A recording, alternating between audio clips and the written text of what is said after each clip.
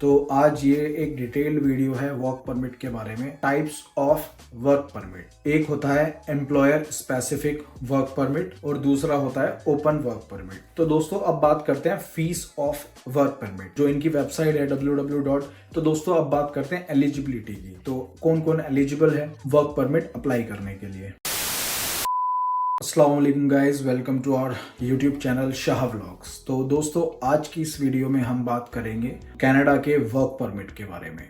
तो हमारे पास कमेंट्स आ रहे थे वर्क परमिट के बारे में वीडियो बनाओ, तो आज ये एक डिटेल्ड वीडियो है वर्क परमिट के बारे में। आज वर्क परमिट के सारे चीज़ों को मैं इसमें कवर कर दूं, तो इस वीडियो को लास्ट तक देखना। मैं लास्ट में अच्छे इसमें टिप्स भी दूंगा, तो आप अपने फाइल के प्रोसेस को तेज कैसे कर सकते हैं। क्योंकि फाइल को मैंने खुद से लगाया था, तो मुझे इसके बारे में थोड़ी सी नॉलेज है, तो मैं आपके साथ वो शेयर करूंगा। ठीक है, तो वीडियो को स्टार्ट करते हैं। तो दोस्तों बात करते हैं types of work permit. Work permit के दो टाइप्स होते हैं, एक होता है एम्प्लॉयर स्पेसिफिक वर्क परमिट और दूसरा होता है ओपन वर्क परमिट। तो एम्प्लॉयर स्पेसिफिक वर्क परमिट के अगर बारे में हम बात करें, तो वो वर्क परमिट ऐसा वर्क परमिट होता है जिसके अंदर आप एक पर्टिकुलर स्पेसिफिक एम्प्लॉयर के अंडर में ही काम कर सकते हैं, जिसके लिए आपको वर्क परमिट मिला है। तो दोस्तों ऐसे वर्क परमिट के लिए आपको दो चीज़ों की ज़रूरत होती है, जैसे कि एक जॉब ऑफर की और एक LMIA की, लेबर मार्केट इम्पैक्ट असेसमेंट। तो इसके अंदर मैं आपको एग्जांपल देके बताऊंगा। तो जैसे कि एक कंस्ट्रक्शन कोई कंपनी है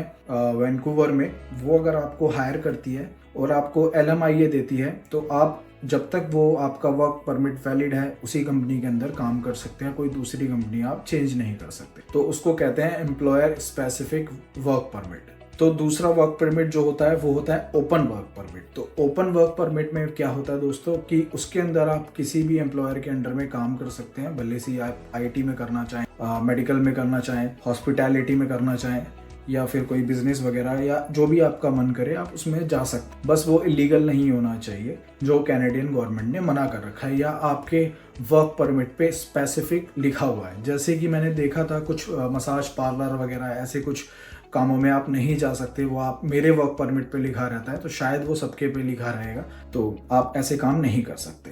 ओपन वर्क परमिट जो है वो ज़्यादातर उन लोगों को मिलता है जैसे कनाडा में या तो वो स्टूडेंट वीज़ा पर आए हैं, या उनका कोई स्पाउस पहले से यहाँ पे स्टडी कर रहा है, तो उनको ओपन वर्क परमिट मिल जाता है। तो जब स्पाउस के लिए भी कनाडा ने कुछ रूल्स चेंज कर दिए हैं, जैसे कि अब कोई मास्टर डिग्री के अंदर ही एडमिशन लेता है किसी का स्पाउस, तो उसी को वर्क परमिट मिलेगा।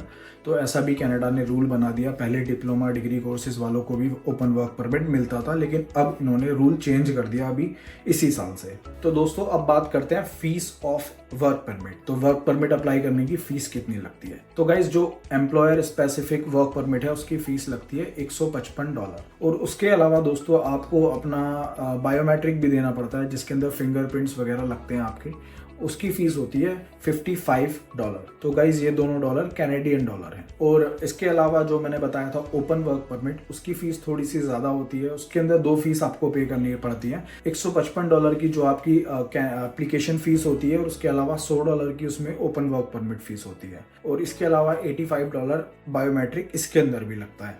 तो बायोमेट्रिक आप शायद विजिटर वीज़ा लगाएंगे उसमें भी लगता है, और हाँ इसके अंदर मेडिकल भी लगता है, आपको मेडिकल भी देना पड़ता है। तो मेडिकल मैंने कराया था दिल्ली से कराया था, मैक्स हॉस्पिटल से। मेरे शायद 9,000 या 8,000 रुपये लगे थे। तो दोस्तों वही बात है कि मतलब ये ना फीस चेंज भी होती रहती है, जैसे वर्क परमिट की फ़ीस चेंज हो सकती है, मेडिकल की फ़ीस चेंज हो सकती है।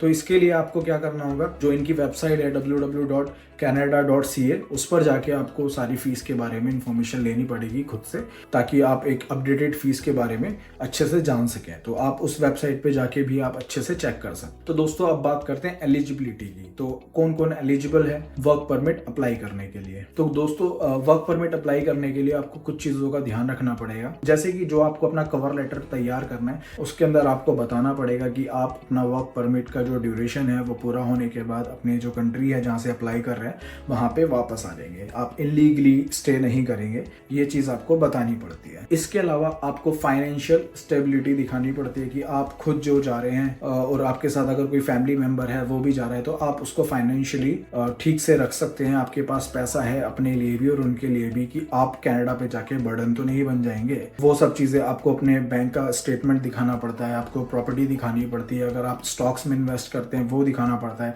अगर आप ऑलरेडी अपनी कंट्री में वर्किंग है आपको वो दिखाना पड़ता है।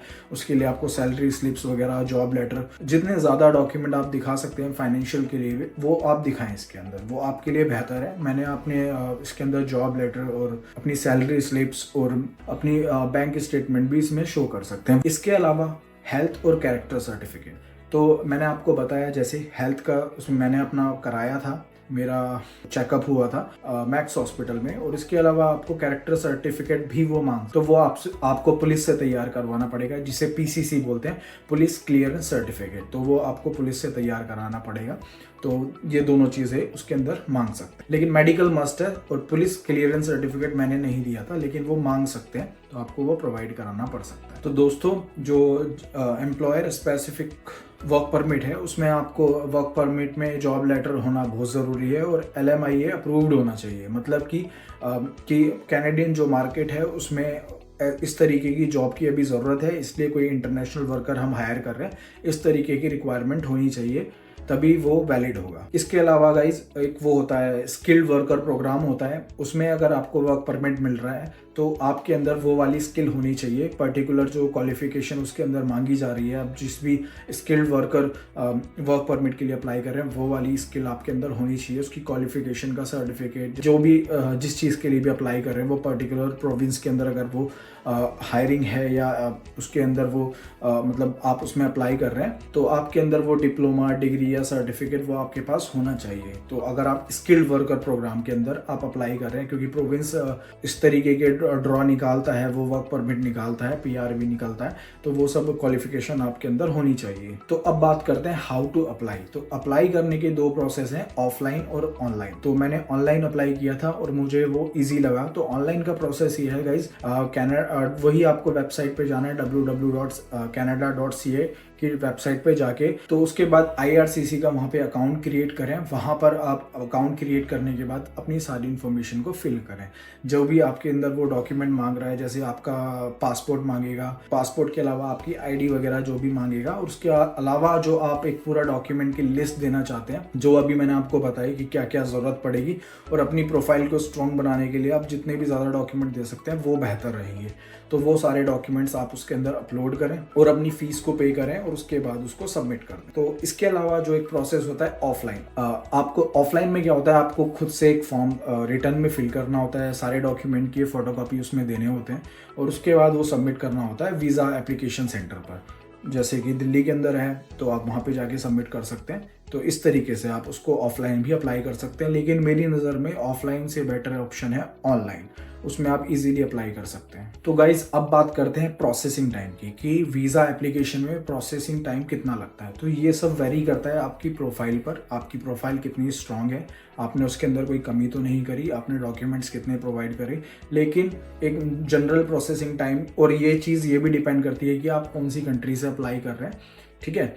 तो कंट्री वाला जो है ये ज़्यादा मायने रखता है कि आप कौन सी कंट्री से अप्लाई कर रहे हैं, तो उसके हिसाब से प्रोसेसिंग टाइम रहता है। तो प्रोसेसिंग टाइम दोनों प्रोफाइल में सेम सही रहता है, एम्प्लॉयर स्पेसिफिक में भी और ओपन वर्क परमिट में भी। ये लगभग 2 से 16 वीक के बीच में होता है, डिपेंड करता है कंट्री और आपकी प्रोफाइल पे कितनी स्ट्रांग है।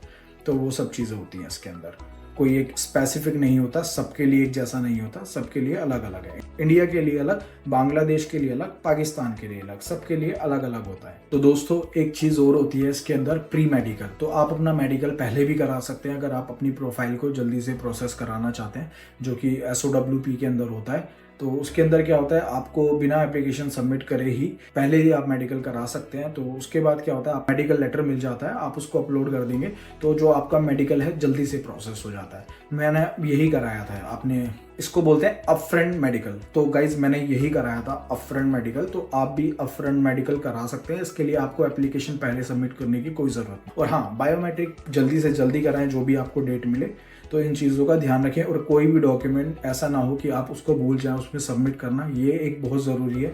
अगर आप कोई डॉक्यूमेंट भूल जाते हैं तो आपकी जो प्रोफाइल है वो डिले हो जाएगी, आपको वीज़ा मिलने में देरी हो सकती है। इसलिए कोई भी डॉक्यूमेंट आप भूले नहीं, टाइम पे उस मतलब अपनी प्रोफाइल के साथ सारे डॉक्यूमेंट्स को सबमिट करें। तो दोस्तों ये थी मेरी सारी इन्फॉर्मेशन वर्क परमिट के ऊपर। तो वर्क परमिट अप्लाई करने से पहले आप कनाडा की वेबसाइट पे ज़रूर जाएं और वहाँ पे सारी इन्फॉर्मेशन लेटेस्ट चेक करें कि करंट उनकी जो चल रहा है प्रोसेस क्या चल रहा है, प्रोसेसिंग टाइम क्या चल रहा है, फीस कितनी चल रही है, कोई एग्जम्पशन तो नहीं है, तो आप अप्लाई कर सकते हैं, एलिजिबल नहीं है या नहीं, तो आपको किस किस डॉक्यूमेंट की ज़रूरत पड़ेगी, वो सारी चीज़ें आपको उनकी वेबसाइट पे मिल जाएंगी। और गाइज ये बहुत इजीली आप खुद से भी अप्लाई कर सकते हैं, इसमें आपको किसी कंसल्टेंट की कोई ज़रूरत नहीं है, आप खुद से सारे डॉक्यूमेंट्स तैयार करके खुद से फाइल लगा सकते हैं। मैंने खुद से लगाई थी, तो आप भी लगा सकते हैं। मैंने देखा काफ़ी कंसल्टेंट इसके लिए बहुत बहुत चार्ज करते हैं, तो ये सब डिपेंड करता है आपके ऊपर कि आपको किसी की हेल्प की ज़रूरत है या नहीं। तो गाइज अगर ये वीडियो आपको पसंद आई है तो यार वीडियो को लाइक करें, चैनल को सब्सक्राइब करें। मिलते हैं नेक्स्ट वीडियो में। अस्सलाम वालेकुम।